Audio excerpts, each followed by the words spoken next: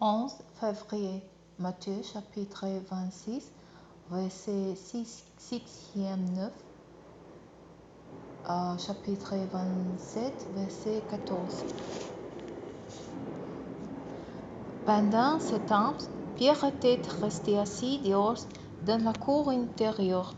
Un servant s'approcha de lui et dit: « Toi aussi, tu étais avec Jésus les Galiléens. » Mais Pierre régna indécent devant tout le monde. « Je ne vois pas ce que tu veux dire. » Comme il se dirigeait vers les porches pour sortir, un autre servant le poursuit et dit à ceux qui étaient là: « Et voilà un qui était avec ce Jésus de Nazareth. » Il régna de nouveau et lui jura: « Je ne connais pas cet homme. » Après un petit moment, ceux qui se tenaient dans la cour approchèrent de Pierre et lui dirent: « C'est sûr, toi aussi, tu fais partie de ces gens. » C'est évident.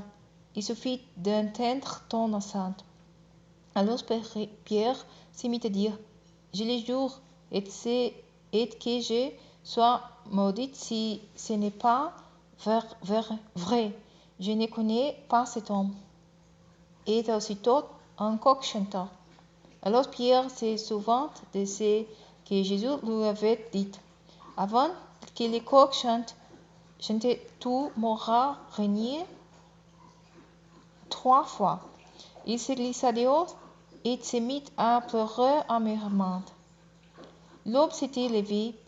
L'ensemble des chefs des prêtres et des responsables du peuple tirant conseil contre Jésus pour le faire condamner à mort.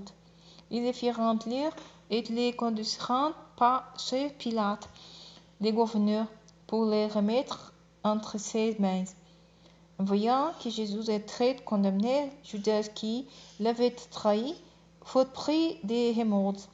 Il alla rapporter aux chefs des prêtres et aux responsables du peuple les 30 pièces d'argent.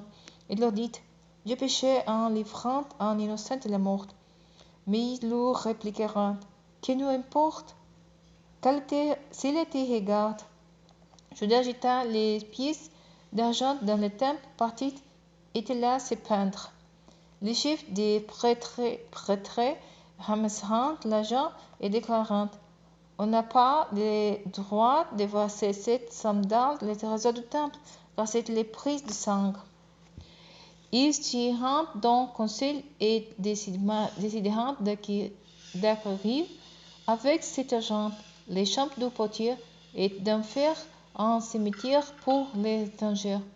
Voilà pourquoi ce terrain s'appelle encore de nos jours les champs du sang. Ils ont pris les 30. Ainsi s'accomplit la parole du prophète Jérémie. Ils ont pris les 30 pièces d'argent des prix que les descendants d'Israël ont estimés, et ils les ont donnés pour acheter les champs du potier, comme le Seigneur me l'avait ordonné. Jésus comparut devant les gouverneurs qui l'interrogeaient. « Et tous les rois des Juifs? » lui demanda-t-il. « Tu le dis toi-même, répondit Jésus. Mais ensuite, quand les chefs des prêtres et les responsables du peuple virent l'accuser, il ne répondit rien. Alors Pilate lui dit: « Tu n'entends pas tout ce qu'ils disent contre toi? » Mais au grand étonnement du gouverneur, Jésus ne répondit pas même sur un seul point.